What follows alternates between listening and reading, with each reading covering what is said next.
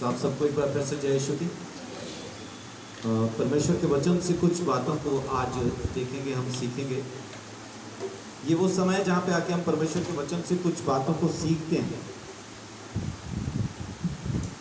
तो उस प्रभु का अनुग्रह है, उसकी रहमत है, उसकी दया है कि हम उस जगह पे पहुँचे हैं कि हम आके परमेश्वर के वचन को सीखें। बहुत सारी चीज़ें हम परमेश्वर पे छोड़ देते हैं, है ना। परमेश्वर करेगा, परमेश्वर करेगा, ऐसा बोल के हम बहुत बार परमेश्वर पे बहुत कुछ छोड़ते हैं। यहाँ तक कि कुछ लोगों के लिए मैंने जब नशे के लिए प्रार्थना की कि उनका नशा छूट जाए, तो उनका क्या कहना है, परमेश्वर चाहेगा तो छुड़ा देगा। मतलब परमेश्वर की मर्जी होगी तो वो अपने आप ही छुड़वा देगा, मेरे मन से अपने आप ही नशा खत्म हो जाएगा, ऐसा अपने आप हो जाएगा। लेकिन बहुत सारी चीजें ऐसी हैं जो परमेश्वर ने अपने आप के लिए नहीं छोड़ी हैं, परमेश्वर ने वो हम पे छोड़ रखी हैं। हम करेंगे तो होगा। जैसे प्रेम करना, परमेश्वर कहता है दुश्मनों से भी प्रेम करो, लेकिन हम क्या बोलते हैं, नहीं जी हम कैसे कर पाएंगे, परमेश्वर ही है जो हमारे मन में प्रेम डालेगा तभी हम कर पाएंगे। तो वो कभी नहीं होगा। परमेश्वर जो चीज़ हमें करने के लिए कहता है वो हमें ही करनी है। और आज जो मैं आपके साथ बात करने वाला हूँ वो भी उन्हीं बातों में से एक बात है जो परमेश्वर ने हमें करने के लिए कही है। और वो है कि परमेश्वर हमसे उम्मीद रखता है कि हम धीरज धरें। परमेश्वर ये उम्मीद रखता है कि हम धीरज धरें।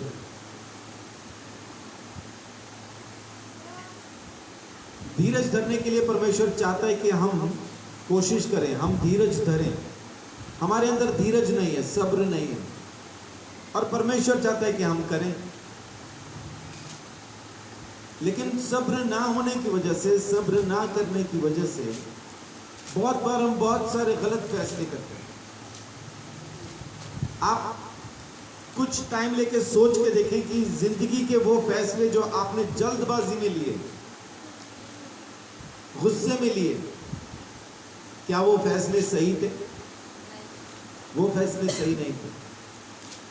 बाद में आपको उन फैसलों का नुकसान उठाना पड़ता है। जैसे जंडली में एक बहन हमें मिली थी जो पिछले 3 साल से शायद या 5 साल से अपने मायके में ही थी। जब हम मिले तो उस वक्त उनको टीबी की परेशानी भी थी और प्रभु यीशु मसीह ने उनको चंगा किया, ठीक हो गई। लेकिन एक दिन उन्होंने बात जो की वो ये बात की कि मेरे पति मुझे लेने नहीं आते। तो मैंने उनको पूछा छोड़ने आए थे क्या? कि नहीं छोड़ने नहीं आए थे। फिर आई कैसे थी? अपने आप आई थी। वो जो उस दिन वो गुस्से में घर से निकली, अब वापस घर जाने के लिए उनको दिक्कत हो रही है कि मैं निकल तो आई हूं लेकिन जाऊंगी कैसे, जाऊं कैसे, अपने आप कैसे जाऊं। और एक वो फैसला जो वो जल्दबाजी में घर छोड़ के निकल आई। 5 साल से अपने बच्चों को लेके वो अपने पति से दूर थी, अपने परिवार से दूर थी। मैंने उस बहन को पूछा क्या वो आपको मारता था? ना जी बहुत अच्छा है। क्या बच्चों का ख्याल नहीं रखता था? नहीं जी बच्चों के लिए तो जान देता है। क्या जब तू बीमार होती थी तो तुझे पूछता नहीं था? नहीं, पूरा दवा दारू सब करवाता था। फिर आई क्यों? वो एक छोटी सी बात पे नाराज होकर गुस्सा हुई और सब भूल गई। 1 सेकंड के अंदर सब कुछ भूल के अपने उस पति को छोड़ के, जो उसको संभालता भी था, जो उसका भी ख्याल रखता था, उसके बच्चों का भी ख्याल रखता था, सबको छोड़ के निकल आई। और नतीजा क्या हुआ? नतीजा ये कि 4-5 साल से वो अपने मायके में ही थी। और फिर मायके में भी अब उसको बहुत कुछ सुनने को मिलना शुरू हो गया था। तब मैंने उसके साथ एक वाचा बांधी, मैंने एक वायदा उसके साथ किया कि बहन अगर तू वापस जाना चाहे, जिस दिन तेरे मन में ये ख्याल आ जाए कि मुझे वापस जाना है, लॉकडाउन था उस टाइम पे, तो तू मुझे बता देना। अब तुझे बहन बोलता हूँ तो भाई होने के नाते इतना तो मैं ज़रूर कर दूंगा, तुझे वापस पहुंचाने का इंतज़ाम कर दूंगा। जिस दिन जाना हो मुझे बता देना। एक दिन उस बहन का फ़ोन आया कि मैं जाने के लिए तैयार हूँ, और मैंने उसी दिन उनके जाने के लिए रविंदर भाई को बोल दिया कि इनको छोड़ के आना है। आने जाने का खर्चा भी उनसे नहीं लिया, रवि भाई भी अच्छे हैं, और उनको पंजाब छोड़ के आए लॉकडाउन के टाइम।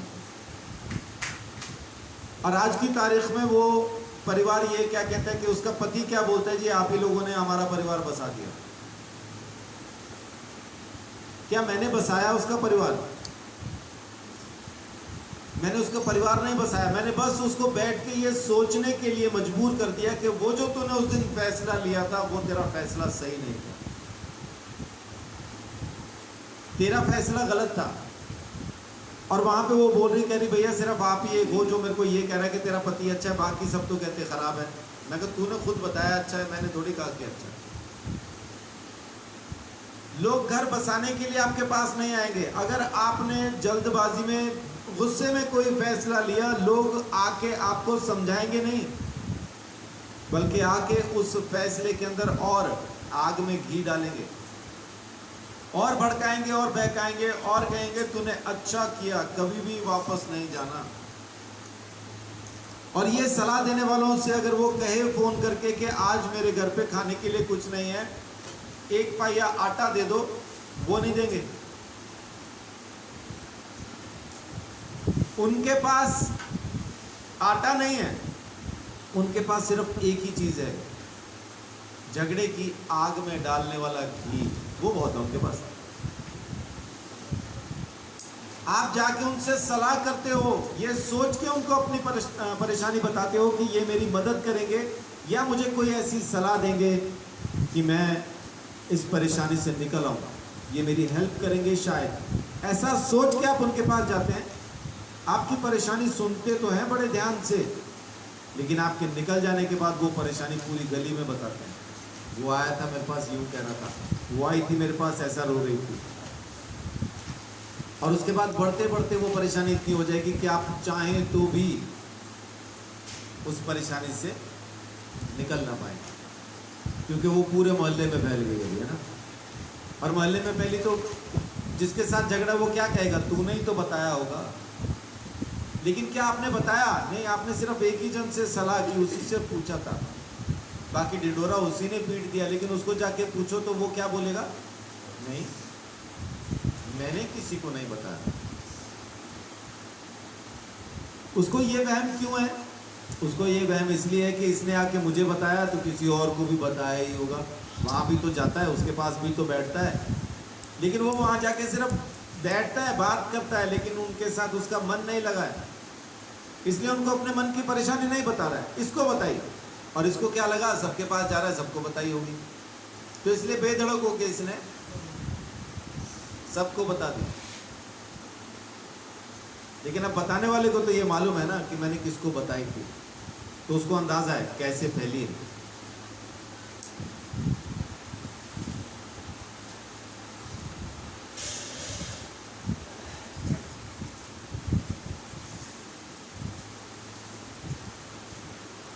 अब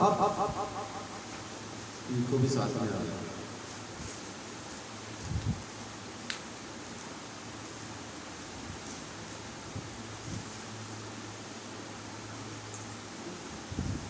आज जो मैं आपके साथ बात करने वाला हूं वो यही है कि धीरज धरें, धीरज धरें।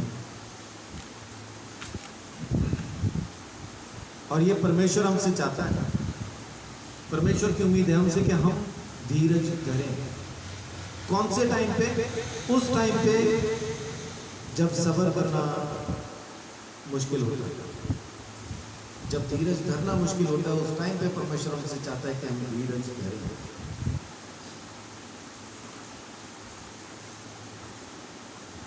देखिए आप मेरे साथ निकालिए दूसरा पत्रस 3:9, दूसरा पत्रस 3:9।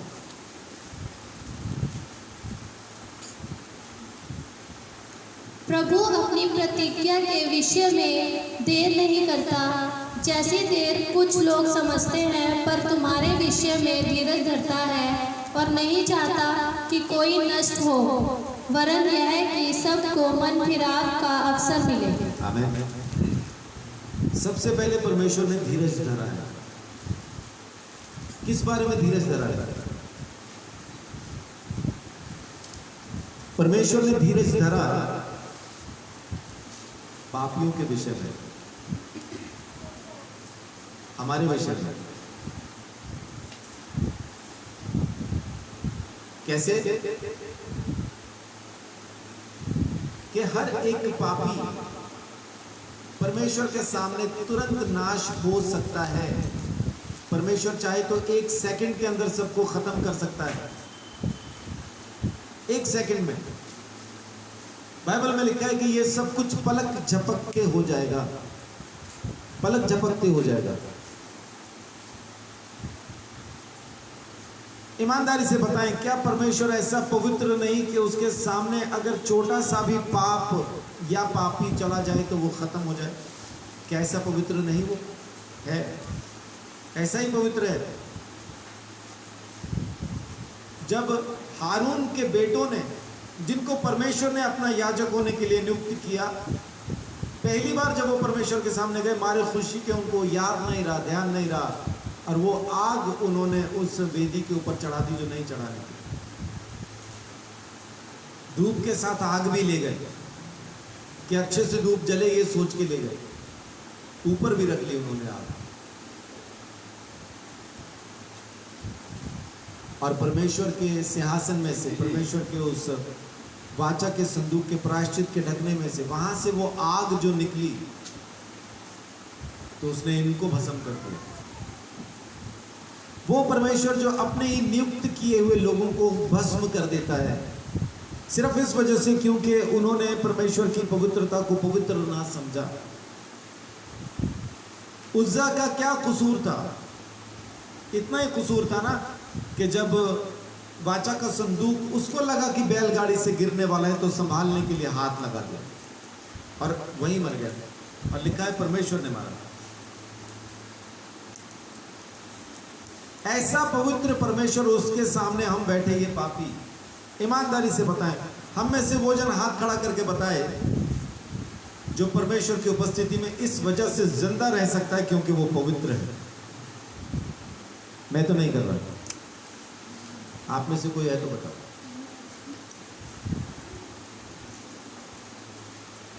हम में से एक भी ऐसा नहीं कि अपनी पवित्रता के दम पे परमेश्वर के सामने जिंदा खड़ा होकर दिखा दे। और अभी जो वचन हमने पढ़ा उसमें क्या लिखा है कि परमेश्वर धीरज धरता है, देर नहीं लगा दी उसने। यीशु मसीह ने कब कहा मैं शीघ्र आने वाला हूं? ये अभी कुछ 2000 साल पहले। तो क्या झूठ बोला? कह रहा है शीघ्र आने वाला हूं, अभी तक नहीं आया, 2000 साल हो गए। और बहुत से लोगों ने क्या सोचना शुरू किया, पता नहीं आएगा कि नहीं, अभी तो बहुत देर है, 2000 साल पहले कहा था, अब तक नहीं आया, पता नहीं कब आएगा। क्या वो देर कर रहा है? देर नहीं कर रहा। वचन क्या बता रहा है? परमेश्वर धीरज धर रहा है। किस लिए धीरज धर रहा है? ताकि मुझ जैसा हर एक पापी मन फिरा सके, उसको मौका मिल सके, उसको अवसर मिल जाए मन फिराने। तो सबसे पहले तो परमेश्वर ने धीरज धरा है। आदम ने जिस दिन पाप किया, परमेश्वर उसी दिन इस सारे मामले को खत्म कर सकता था। सिर्फ एक आदम को ही तो मारना था। वो परमेश्वर जो आदम की पसली में से औरत निकाल सकता है, वो हवा की पसली में से आदम नहीं निकाल सकता था। वो जिसने आदम की पसली में से औरत निकाल ली, क्या वो हवा की पसली में से एक और आदम नहीं निकाल सकता था? निकाल सकता था। एक आदम को मारता, नया निकाल लेता, कहानी वहीं खत्म हो जाती। लेकिन उसने वैसा धीरज धर रहा है। शुरू से परमेश्वर धीरज धर के बैठा कि कि सबको मौका मिले मन फिराने का, सबको मौका मिले बच जाने का, क्योंकि उसने अपने बेटे को सबके लिए कुर्बान किया। सबके लिए उसने अपने बेटे को मार दिया, जान से मार दिया, उसका लहू बहा के उसने सबको खरीदा। वरदान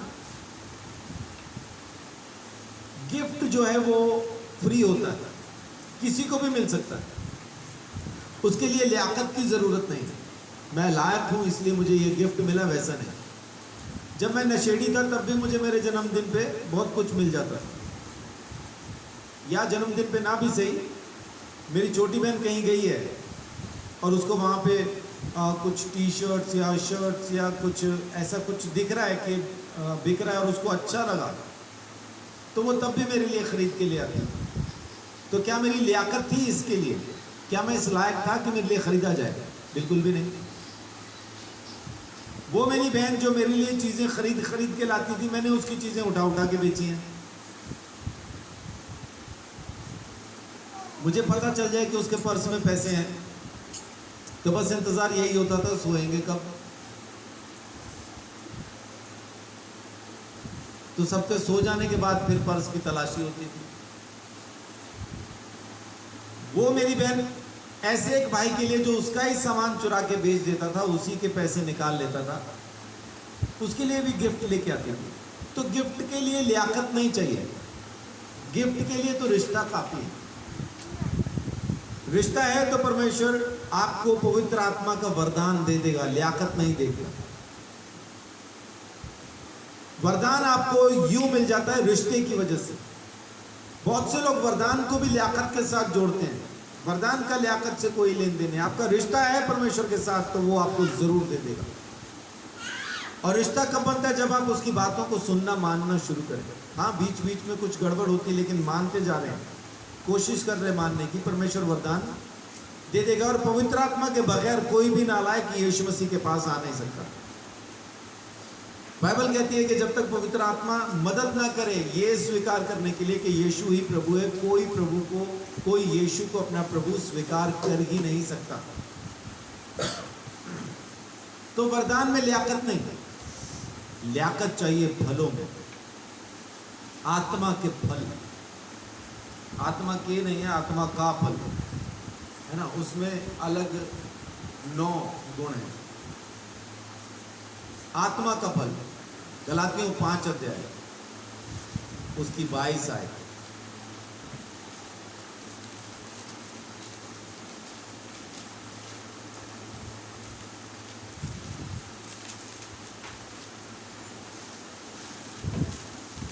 गलातियों 5:22। पर आत्मा का फल प्रेम, आनंद, शांति, धीरज, कृपा, भलाई, विश्वास, नम्रता, प्रेम है। ऐसे कामों के विरोध में कोई भी व्यवस्था नहीं। तो इसमें एक फल आपने अभी पढ़ा, धीरज। ये भी आत्मा का फल है। धीरज आत्मा का फल है और ये आपको अपने अंदर पैदा करना पड़ता है। इसको आप अपने अंदर लेके आएंगे। याकूब पहले अध्याय के अंदर लिखता है, पहली याकूब 1:2 में क्या लिखते हैं कि जब तुम नाना प्रकार की परीक्षाओं में पढ़ो तो इसे पूरे आनंद की बात समझो, क्योंकि तुम्हारे विश्वास के परखे जाने से धीरज उत्पन्न होता है। विश्वास जब परखा जाएगा तब धीरज पैदा होगा। और आगे लिखा है धीरज को, पर इसको अपना पूरा काम करने दो, तब तुम पूरे और सिद्ध हो जाओगे और तुम में किसी चीज की घटी ना होगी। तो धीरज कब पैदा होगा? जब विश्वास परखा जाएगा। परमेश्वर हमें नहीं परखता, परमेश्वर परखता है हमारे विश्वास को। बहुत से लोग क्या कहते हैं, हम क्या परमेश्वर की संतान नहीं है, मेरा इम्तिहान क्यों ले रहा है? भाई इम्तिहान तेरा नहीं ले रहा है, इम्तिहान तेरे विश्वास का ले रहा है। 10वीं क्लास में कोई बच्चा है, उसके एग्जाम आए तो उसका इम्तिहान किसका है? बच्चे का या उस पढ़ाई का जो उसने उस साल में की है? पढ़ाई का है ना। लेकिन बोलते क्या है हम? मेरा एग्ज़ाम है, मेरे बच्चे का एग्ज़ाम है, 10वीं के क्लास के बच्चों के एग्ज़ाम शुरू हो गए। कहने के लिए वही आता है कि तेरा एग्ज़ाम है। कोई गली में बैठा खेल रहा हो और कोई सियाना बंदा उसके पास से निकले तो उसको क्या कहेगा? वो तेरा तो एग्ज़ाम है, तू यहाँ बैठा खेल रहा है, जा जाके पढ़ाई कर, यही कहेगा ना। लेकिन असल में क्या उस बच्चे का इम्तिहान है या उस साल के अंदर जो कुछ उसने पढ़ा उसका इम्तिहान है? इम्तिहान पढ़ाई का है कि वो पढ़ा है कि नहीं, उसको समझ में आया कि नहीं। तो जब एग्ज़ाम हो तो आप समझिए, जब इम्तिहान हो तो समझिए कि इम्तिहान आपका नहीं, आपके विश्वास का है। आप प्रभु यीशु मसीह को किस हद तक जान पाए हैं उसका इम्तिहान है। और कोई अगर ये कहे कि मैं तो प्रिंसिपल का बेटा हूं, पापा आप तो इस स्कूल के प्रिंसिपल हैं, आप मेरा इम्तिहान कैसे ले सकते हैं? अगर ये कहे तो क्या होगा?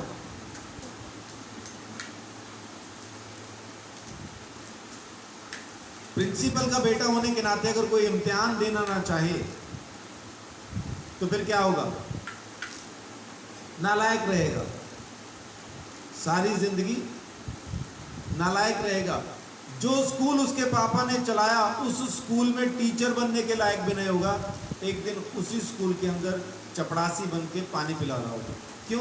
क्योंकि इम्तिहान नहीं देना चाहता।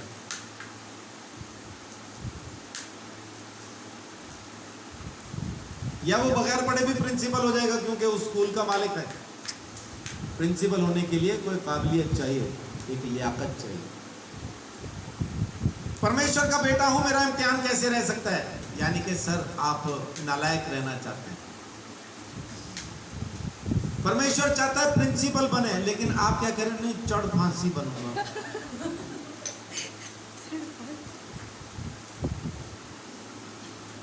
दोनों में से क्या बनना चाह रहे हैं आप? प्रिंसिपल या चपरासी? अगर चपरासी बनना है तो फिर तो आप कहें कि भाई मुझे इम्तिहान से सख्त नफरत है, मुझे इम्तिहान नहीं देना, मेरा इम्तिहान न लो, क्योंकि हम तो ठेके के बाहर अंडे बेचेंगे।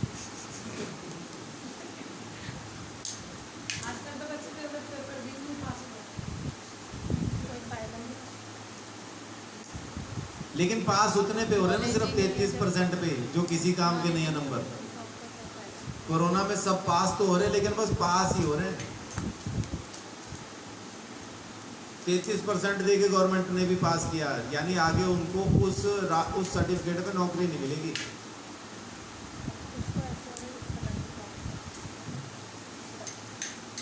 हाँ, जो मेरे जैसे नालायक पिछले 10 साल से तेरे फेल ही हो रहे, उनकी वो हमारे खुशी के नाच रहे होंगे, पास हो गया है? उनकी खुशी का ठिकाना नहीं होगा। जिनको गवर्नमेंट गोल्डन सर्टिफिकेट देने वाली थी, इम्तिहान देना बंद कर, ये ले सर्टिफिकेट, तू कभी पास नहीं होगा। तो अगर इम्तिहान आया है तो खुश हो जाए, क्योंकि इम्तिहान आपका नहीं, आपके विश्वास का है। और जब विश्वास परखा जाएगा तब वो धीरज पैदा हो जाएगा जो परमेश्वर चाहता है कि आप में पैदा हो। और धीरज पैदा कब होगा? जब परीक्षा के समय में आप अपनी पढ़ाई में रहेंगे। आमतौर पे क्या होता है कि जैसे ही परीक्षा शुरू होती है हम पढ़ाई बंद कर देते हैं। परीक्षा आई, चर्च जाना बंद, सबसे पहला काम। क्या फायदा? कौनो फायदा नहीं बा।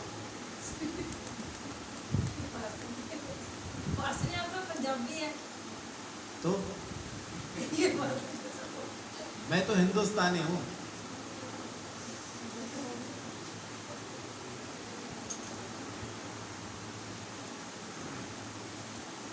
जब मैं हिंदी बोलता हूं तो मेरी कौन सा समझ में आता है कि मैं पंजाबी हूं?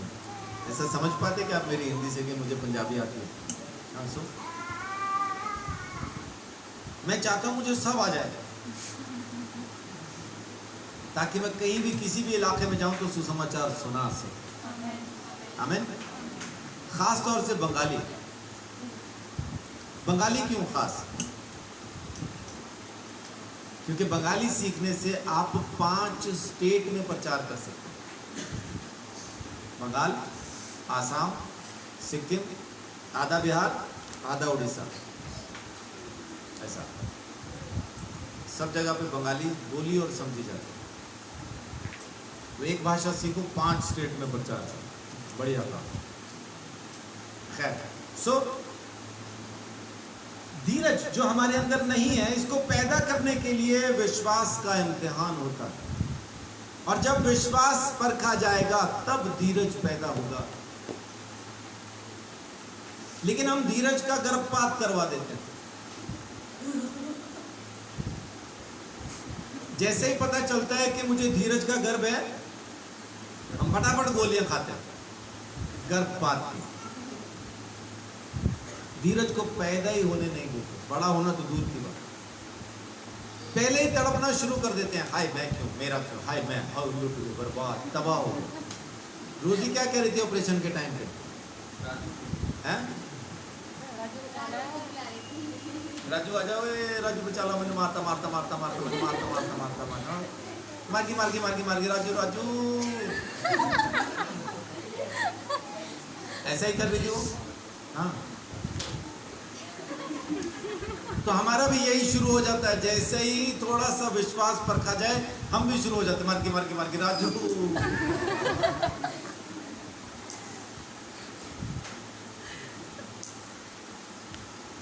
धीरज को पैदा नहीं होने देते, लेकिन वो परमेश्वर है चाहता है कि हमारे अंदर धीरज पैदा हो। वही परीक्षा बार बार आती है। ईमानदारी से मेरे को सोच के बताएं, जो परेशानी आपको 10 साल पहले थी आज भी है कि नहीं? सेम परीक्षा आपकी दोबारा होती है कि नहीं? आप दोबारा उसी सिचुएशन में बार बार आते हैं कि नहीं? आते हैं ना, सेम सिचुएशन में बार बार आते हैं। अगर बदनामी की सिचुएशन पहले आई, दोबारा भी आएगी, फिर आएगी, फिर अगर गरीबी की आई फिर आएगी, फिर आएगी, फिर कर्जे की आई तो फिर आएगी, फिर आएगी, फिर झगड़े की तो फिर सब दोबारा घूम घूम के आएंगी। कारण क्या? पास ही नहीं हो रहे, धीरज को पैदा नहीं होने दे रहे, उसको खत्म कर देते हैं पैदा होने से पहले। तो धीरज को पैदा होने दीजिए, और परमेश्वर आपकी जिंदगी में बिल्कुल चाहता है कि धीरज पैदा हो, और वो हमने करना है। परमेश्वर ने बता दिया करो, ये आत्मा का फल है, वरदान नहीं है। वरदान होता तो परमेश्वर से मांग के ले लेते, प्रभु मुझे धीरज दे। ये वरदान नहीं है, ये फल है, आपको खुद पैदा करना अपने अंदर।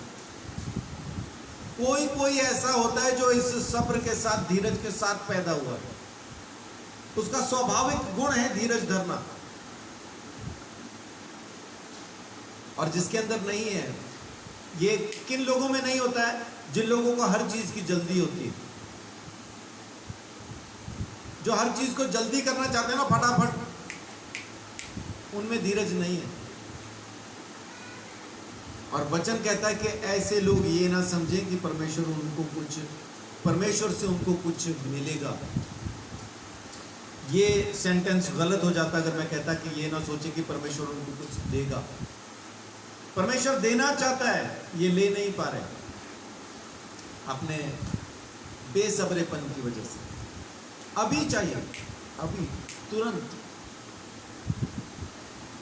और तुरंत ना होने पे बहुत सी गलत चीज़ें करते हैं, बहुत से गलत फैसले, गलत कदम उठाते हैं, है ना, और फिर समस्याएं बढ़ती जाती हैं। आत्मा का फल है ये। और ये जो धीरज है ना, कितने लोग परमेश्वर में, प्रभु यीशु मसीह में, उसके वचन में चलना चाहते हैं? चलना चाहते हैं तो चलेंगे कैसे? किसके साथ चल पाएंगे? धीरज के साथ। है कोई हमारे चर्च में धीरज? चर्च में धीरज ही नहीं है। जब 2 लोगों को याद है, परमेश्वर ने 2006 में मुझे धीरज कह के बुलाया था। एक भविष्यद्वक्ता बहन आई थी आगरा से, उन्होंने मुझे कहा था परमेश्वर तुझे धीरज चौधरी के नाम से जानता है। सो प्रभु का धन्यवाद। अब ये आप बता सकते हैं कि मैं धीरज धर पाता हूं कि नहीं? इफिसियों 4 अध्याय उसकी पहली और दूसरी आयत। इफिसियों 4 का 1-2। इसीलिए मैं जो प्रभु में बंदी हूँ तुमसे विनती करता हूँ कि जिस बुलाहट से तुम बुलाए गए थे उसके योग्य चाल चलो, अर्थात सारी दीनता और नम्रता सहित और धीरज धरकर प्रेम से एक दूसरे की सह लो। जी, धीरज धरकर एक दूसरे की सह लो। वो जो प्रेम जो हमारे अंदर पैदा होना है वो धीरज की वजह से ही होगा। किसी ने कुछ कहा और मैंने पलट के तुरंत कुछ कह दिया, वहां प्रेम पैदा हो ही नहीं सकता। किसी ने कुछ कहा और मैं धीरज धर के चुप रह गया, मैं शांत रह गया और मैंने बोला कि चलो दिक्कत नहीं, उसके बाद फिर देखते हैं, है ना, बाद में देखेंगे, कोई बात नहीं। कुलुसियों 2 का 3 का 12-13। कुलुसियों 3 12-13। इसलिए परमेश्वर ने चुने हुओं के समान जो पवित्र और प्रिय है बड़ी करुणा और भलाई और दीनता और नम्रता और सहनशीलता धारण करो। और यदि किसी को किसी पर दोष देने का कोई कारण हो तो एक दूसरे की सह लो और एक दूसरे के अपराध क्षमा करो। जैसे प्रभु ने तुम्हारे अपराध क्षमा किए वैसे ही तुम भी करो। आमीन। अब बाइबल क्या कहती है कि सहनशीलता को धारण कर लो। धारण करना क्या होता है? किसी चीज को पहन लेना, किसी चीज को अपना लेना, किसी चीज को अपने ऊपर धारण कर लेना। सहनशीलता मतलब यही है, धीरज, सहन करने की ताकत। परमेश्वर कह रहा है, वचन कह रहा है, उसको ग्रहण कर लो, उसको धारण कर लो। और प्रेम बढ़ेगा कब? जब हम एक दूसरे को माफ करना सीख जाएंगे। हम माफ करना तो छोड़ दीजिए, अगर किसी का किसी के साथ झगड़ा है तो उसके घर पे हम जाके उसकी वो बातें बता के आते हैं कि झगड़ा जिंदगी में कभी खत्म ना हो। वो तो तेरे बारे में ए कह रहा था, वो तो तेरे बारे में बी कह रहा था, वो तो तेरे बारे में सी कह रहा था, वो तो डी कह रहा था। और जब तक जी ना हो जाए लगे रहते हैं।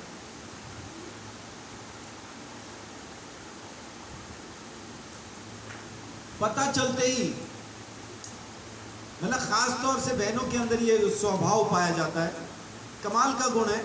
घुटने में दर्द है, उठ के रसोई तक नहीं जा पा रही, आए हाय ओ आ मर गई माँ, सब याद आता है।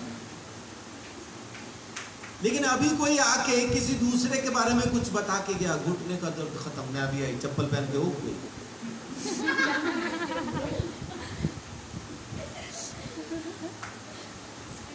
अब वहां जाके बता के पूरी तसल्ली करके फिर उठ के जब चलने लगेगी ना तब बताएगी, वैसे तो मेरे घुटने में बहुत दर्द था पर मैं तो तेरे को बता दूं, मैं कहीं घुटने के साथ साथ मेरे पेट में भी दर्द ना हो जाए।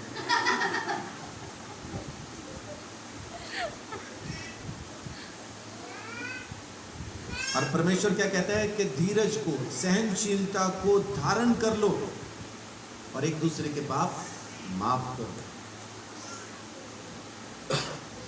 अंबाला के अंदर 2 क्रिश्चियन लीडर्स ऐसे थे जो एक दूसरे को कतई पसंद नहीं करते थे, आपस में पूरा झगड़ा था उनका। लेकिन मुझे दिखाई दे रहा था कि अगर ये दोनों मिल जाएं तो कुछ चीज़ें जो है वो सॉल्व हो सकती हैं, कुछ मसले ख़त्म हो सकते हैं। मैं एक के पास पहुंचा और उसके पास जाके मैंने दूसरे के बारे में बात करना शुरू किया कि उन्होंने ज़िंदगी में कभी तो आपके लिए कुछ अच्छा किया होगा। इन्होंने बताना शुरू किया, नहीं ऐसा नहीं है, एक टाइम पे ऐसा था वैसा था, कोई मेरे साथ नहीं था, वही मेरे साथ खड़ा हुआ था। इनसे पता चल गया मुझे। दूसरे के पास आया और दूसरे से पूछा, उसने कभी तो कुछ मदद की होगी। हाँ नहीं ऐसे तो मेरे को अपना गुरु मानता था, ये था वो था, ऐसे करके मतलब उन्होंने भी बताया। अब मुझे दोनों की अच्छी अच्छी बातें दोनों की समझ में आ गई कि इसने इसके लिए ये अच्छा किया, इसने इसके लिए वो अच्छा। उसके बाद अगली मीटिंग मेरी जिसके साथ भी हुई, मैंने दूसरे का नाम लेके उसको बताया, वो बड़ी अच्छी बातें कर रहे थे आपके लिए, वो मेरे लिए अरे गालियां दे रहा होगा। मैंने वो बता रहे थे आपने उनकी वहाँ मदद की, आपने वहाँ मदद की। अब धीरे धीरे इसका चेहरे का एक्सप्रेशन भी बदल गया, हाव भाव भी बदल गए, इसका सब कुछ बदल गया। और हाँ नहीं वैसे तो अच्छा है, यहाँ पे आगे बात है। और फिर मैं दूसरे को मिला, फिर पहले की बताई हुई अच्छी बातें मैंने उसको बताई। आज वो दोनों आपस में मिलते हैं, एक दूसरे से बात करते हैं।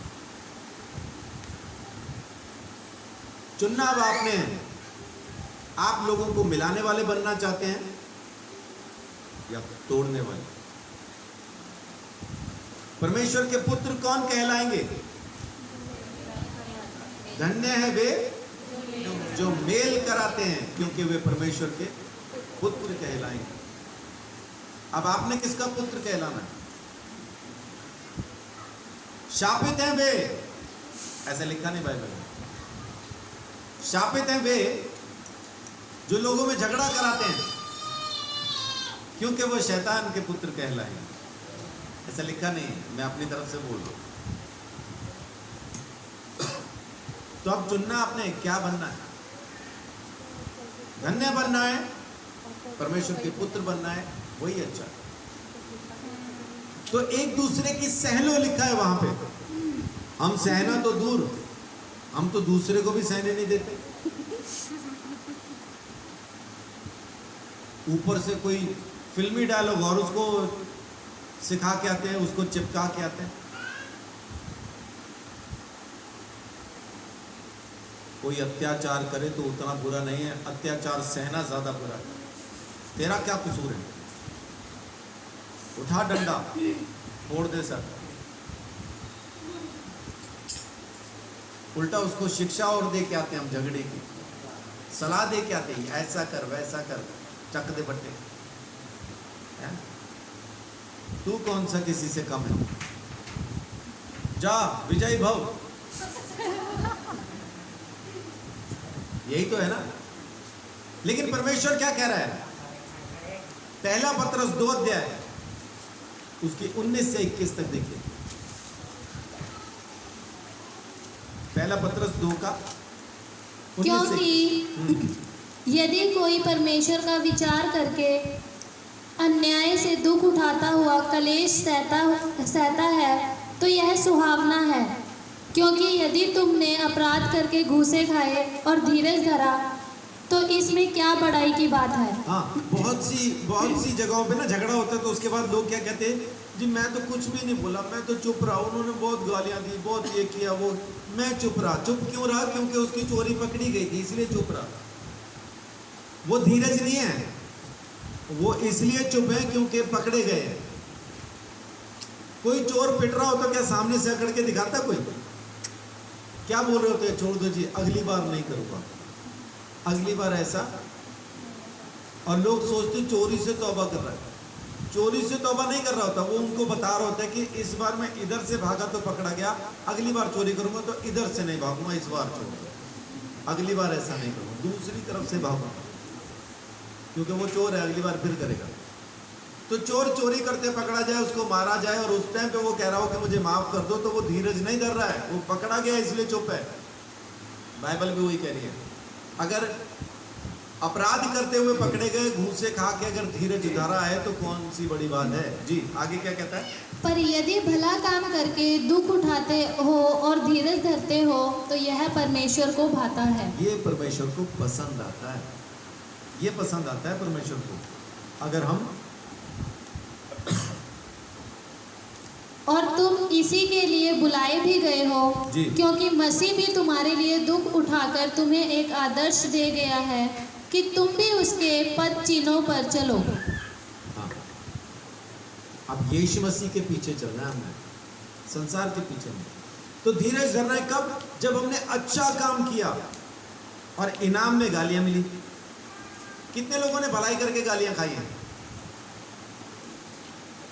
खाई है ना? कैसी लगी?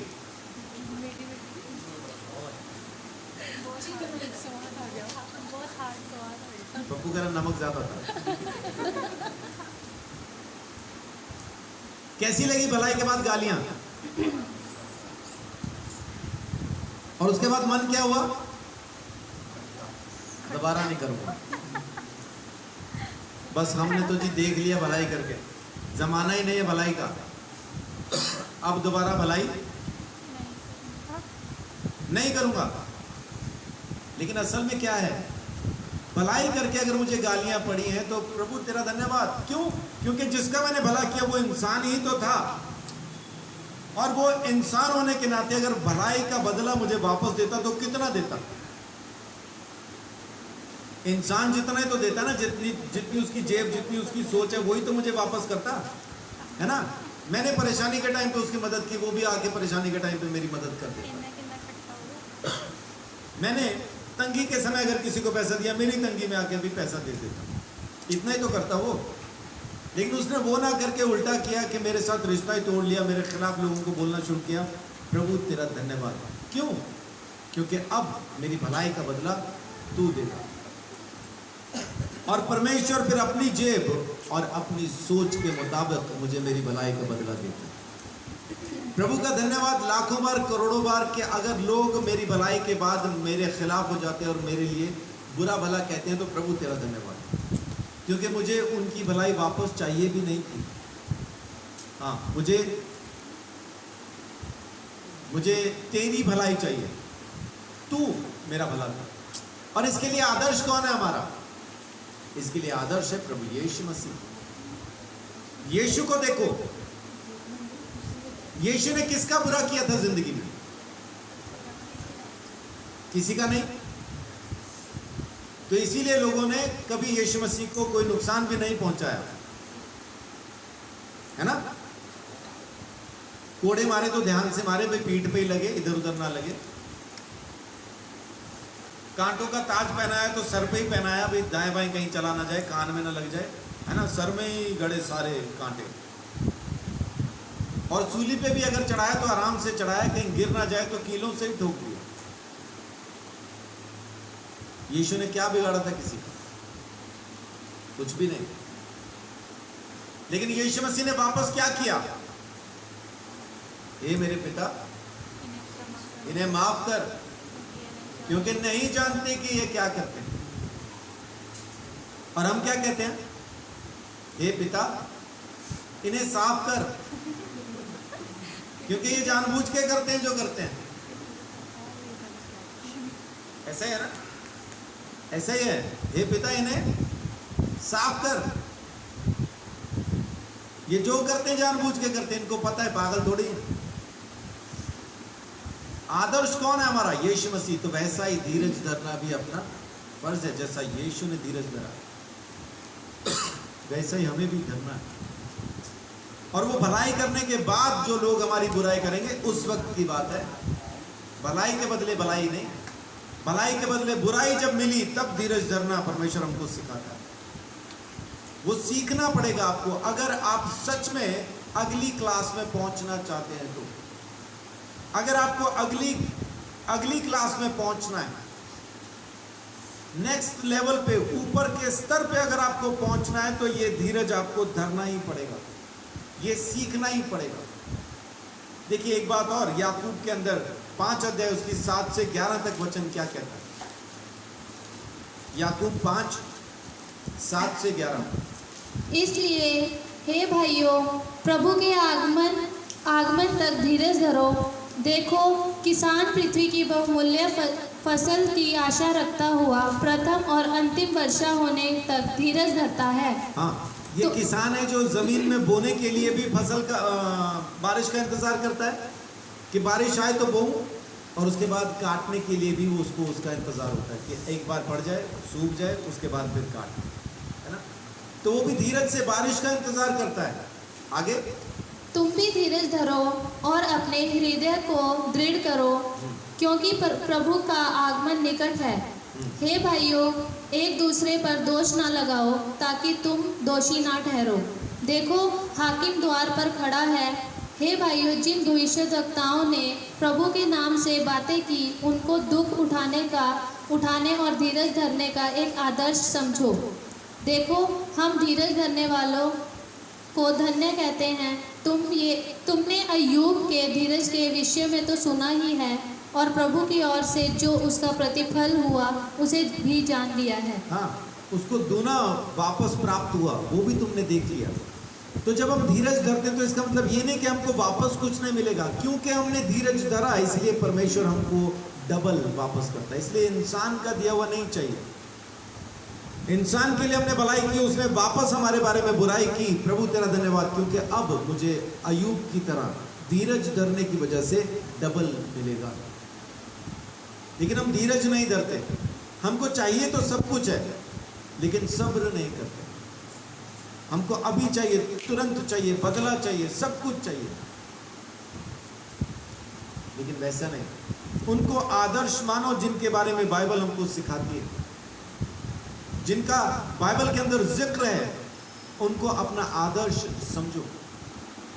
और वो कम लोग नहीं, बहुत सारे लोग हैं हमारे पास जिनके विश्वास के बारे में, जिनके धीरज के बारे में बाइबल ने हमें सिखाया। एक भीड़ है, एक झुंड है। इब्रानियों 12 अध्याय, बहुत लोग हैं जिनके बारे में हमें बताया गया। 12 का 1 देखिए क्या कहता है। इस कारण जबकि गवाहों का ऐसा बड़ा बादल हमको घेरे हुए है, तो आओ हर एक रोकने वाली वस्तु और उलझाने वाले पाप को दूर करके वह दौड़ जिसमें हमें दौड़ना है, धीरज से दौड़े। धीरज से दौड़े इस दौड़ के अंदर, हर एक उलझाने वाले पाप से बच के। उलझाने वाले पाप कौन से हैं? उलझाने वाले पाप वही हैं जो हमको हमारे धीरज से बाहर निकाल देते हैं, जो हमको बेसब्रा कर देते हैं, जो परेशान कर देते हैं, वही है वो पाप।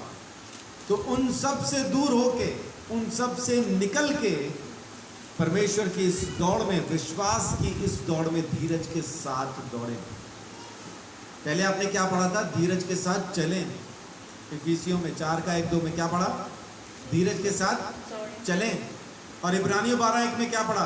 धीरज के साथ दौड़ें। तो चलना भी धीरज के साथ सीखें, दौड़ना भी धीरज के साथ सीखें। और परमेश्वर आपके साथ है, वो अपना अनुग्रह आपके ऊपर जरूर और लगातार बना के रखता है। किसी चीज की कमी नहीं, किसी चीज की घटी नहीं, सब कुछ परमेश्वर के द्वारा दिया गया है। धीरज से मिलेगा, मिलेगा धीरज से। धीरज धरें। और हम धीरज धरने के बाद क्या बोलते हैं? थोड़ा सा धीरज धरने के बाद हम गिनाना शुरू कर देते हैं। कितना धरें जी, अब तो धरने की जगह भी ना रही, इतना धीरज धरा पड़ा हमारे।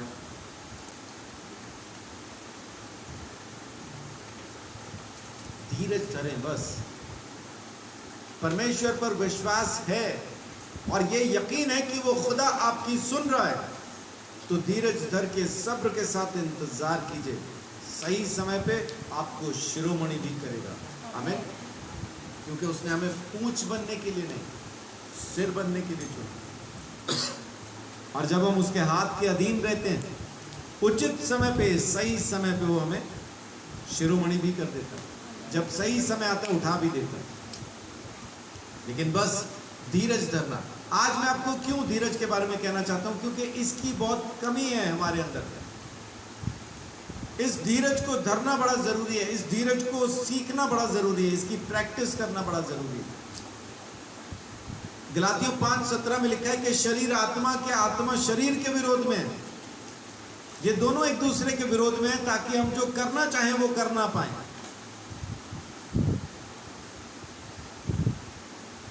आपको एक अच्छे थिएटर में, एक अच्छे थिएटर के अंदर एक बढ़िया फिल्म के साथ बिठा दिया जाए, 3 घंटे बिल्कुल शांत होकर एक कुर्सी पे बैठेंगे, ना उठ रहे ना किसी से बात कर रहे, सबका ध्यान बस फिल्म में होगा। ऐसा होगा कि नहीं? होगा ना? 3 घंटे पूरा पूरा पिक्चर के अंदर ध्यान होगा और पिक्चर का पूरा आनंद ले रहे होंगे। और वहीं 30 मिनट के लिए प्रार्थना में बिठा दो। 30 मिनट भी सीधे नहीं बैठेंगे, कभी ये टांग उठा, कभी वो उठा, कभी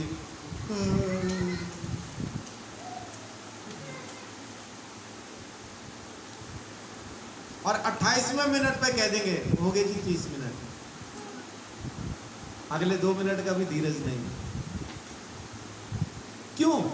क्योंकि परमेश्वर के साथ बैठने का मन नहीं है, परमेश्वर के साथ बैठने की इच्छा नहीं है। अब बहुत से लोगों के मन में तुरंत अभी आया होगा, नहीं इच्छा तो है, बैठा नहीं जाता। इसी को तो कहते हैं इच्छा नहीं है। क्योंकि अगर इच्छा हो तो फिर बैठ भी जाएंगे। इच्छा नहीं है तो फिर बैठेंगे भी नहीं। बहुत से लोग हारमोनियम खरीदते हैं। हारमोनियम खरीदना इस बात का सबूत नहीं है कि उनको सीखने की इच्छा है। हारमोनियम खरीदने के बाद तीसरे महीने में पता चलता है कि इच्छा है कि नहीं, क्योंकि शुरू में तो पूरा मोहल्ला जान जाता है कि हारमोनियम आया है, नया होता है, हमें भी शौक होता है तो लगे रहते हैं। लेकिन धीरे धीरे वो इच्छा खत्म होने लगती है, क्योंकि हारमोनियम के अंदर से ना वो गीत नहीं निकलते जो हम निकालना चाह रहे हैं, तो धीरे धीरे उसके साथ बैठने की इच्छा नहीं होती। और तीसरे महीने के बाद तो उसको समेट के लपेट के उसके बैग में बंद करके किसी बढ़िया जगह के अंदर उसको रख के ऊपर से बंद कर देते हैं। या तो डबल बेड के अंदर पड़ा होता है, या दीवार में पड़ा होता है, या अलमारी में पड़ा होता है, या किसी ऐसी जगह पड़ा होता है जहां वो लावारिस बस पड़ा ही होता है। क्यों? क्योंकि इच्छा नहीं रही। इच्छा क्यों नहीं रही? क्योंकि उसमें से वो गीत नहीं निकल रहा, वो आवाज नहीं निकल रही। परमेश्वर के साथ भी प्रार्थना करना आप कब बंद करते हैं? कब आपकी इच्छा परमेश्वर के साथ बैठने की नहीं होती? जब आपको अपनी मनचाही प्रार्थनाओं का जवाब नहीं मिलता। जो प्रार्थनाएं आप कर रहे हैं ना, आपकी मन की जो मुराद है उसके हिसाब से जवाब नहीं मिल रहा, तो परमेश्वर के साथ बैठने की इच्छा भी नहीं होती। हारमोनियम आपकी इच्छा से नहीं बजता है, हारमोनियम की इच्छा से बजेगा। हारमोनियम के कुछ नियम हैं, कुछ कानून हैं, आप जब तक उनको समझ नहीं जाते हारमोनियम में से गीत नहीं आएगा। तो परमेश्वर के पास बैठने के भी कुछ नियम है, कुछ कानून है, उसकी कुछ इच्छाएं हैं, वो भी कुछ हमसे चाहता है। जब तक आप उसको समझ नहीं जाएंगे आपकी प्रार्थनाओं का भी जवाब नहीं आएगा। वहां पे आपको धीरज चाहिए परमेश्वर के पास बैठने के लिए, हारमोनियम के पास बैठने के लिए। ये हारमोनियम को सिर्फ बजाना सीखने के लिए आपको कम से कम 3 साल चाहिए। 3 साल के बाद कहीं जाके आप इसको थोड़ा बजाना सीख पाएंगे, और आपने तो 3 महीने में समेट के रख दिया। अगर हारमोनियम को समझने के लिए आपको 3 साल लगते हैं, तो परमेश्वर को समझने के लिए मेरा ख्याल सारी जिंदगी भी लग जाए तो कम है, क्योंकि वो परमेश्वर है। ये तो हारमोनियम ही है, जल्दी भी समझ में आ सकता है। तो परमेश्वर के साथ सब्र के साथ बैठना शुरू कीजिए, धीरज के साथ बैठना शुरू कीजिए, वचनों पे धीरज से चलना शुरू कीजिए, लोगों की सहना शुरू कीजिए, लोगों को माफ करना शुरू कीजिए। क्योंकि जब धीरज आपकी जिंदगी में काम करने लगेगा ना, एक बार पढ़ दीजिए याकूब 1:4।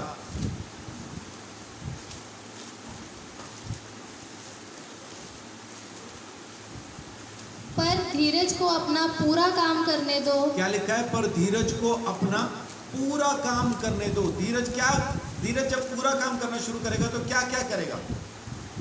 यही चीजें आपको सहना सिखाएगा, आपको माफ करना सिखाएगा, आपको लोगों से प्रेम करना सिखाएगा, आपको परेशानियों के अंदर शांत रहना सिखाएगा। यही सब कुछ तो सिखाएगा वो, यही काम तो करेगा धीरज जी, कि तुम पूरे और सिद्ध हो जाओ। अब जब धीरज पूरा काम करेगा तब हम कैसे हो जाएंगे? हम पूरे हो जाएंगे, हम सिद्ध हो जाएंगे। सिद्ध होने का मतलब क्या है? अंग्रेजी में वहां शब्द आता है परफेक्ट। बिल्कुल परफेक्ट हो जाओगे, सिद्ध हो जाओगे, और तुम में किसी भी बात की घटी ना रहे। किसी बात की घटी नहीं रहेगी। यही तो हम चाहते हैं कि परमेश्वर में पूरे हो जाएं, सिद्ध हो जाएं। इसके लिए मदद कौन करेगा? आपकी धीरज। तो उसको पैदा होने दीजिए। जब आपकी परीक्षा हो तो नाचना शुरू ना करें, इम्तिहान के लिए पढ़ाई करें। हमारा तो इम्तिहान शुरू होते ही तातैया शुरू हो जाता है।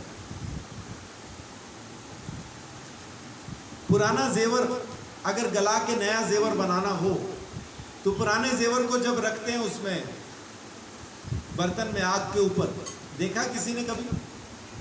देखा है? क्या होता है? गर्म होता है, फिर क्या होता है?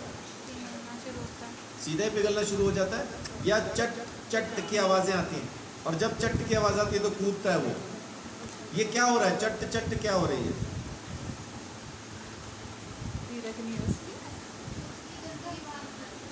उसका खोट जल रहा है। जहां खोट जलेगा वो चट ऐसा आवाज आएगी। सोने में खोट मिलाते हैं ना, सीधा सोना जेवर बन नहीं सकता, उसमें थोड़ा सा कुछ खोट मिलाते तभी वो उसका डिजाइन वगैरह सब कुछ बना लेते हैं। तो जब उसका खोट जलाते हैं तो ये कूदता है, हर खोट पे कूदता है और रिपोर्ट आती है, चट एक और गया, चट एक और गया, चट चट चट चट चट चट। बहुत है भाई। और जब सारा खोट खत्म हो जाए फिर क्या होता है? फिर आग पहले से ज्यादा होती है, गर्मी पहले से ज्यादा होती है। पहले पिघल नहीं रहा था, अब ये पिघलने भी लगा है, लेकिन अब शांत बैठा है क्योंकि खोट खत्म हो गया। अब कूदता नहीं, अब पिघल जाता है। और पिघलने के बाद ये जो सोना रखा था अब क्या बन जाता है? अब ये कुंदन बन जाता है ना, प्योरेस्ट फॉर्म जो सोने की, उसको कुंदन कहते हैं। अब ये कुंदन बन गया, अब ये पहले से और ज़्यादा कीमती हो गया, पहले से और ज़्यादा प्योर हो गया, पहले से और ज़्यादा साफ हो गया। हमें भी परमेश्वर कहाँ, किस जगह पे हमें चुनता है?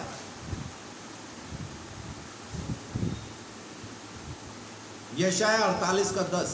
बस ये कह के मैं अपनी बात यहाँ खत्म करूंगा। यशाया 48:10।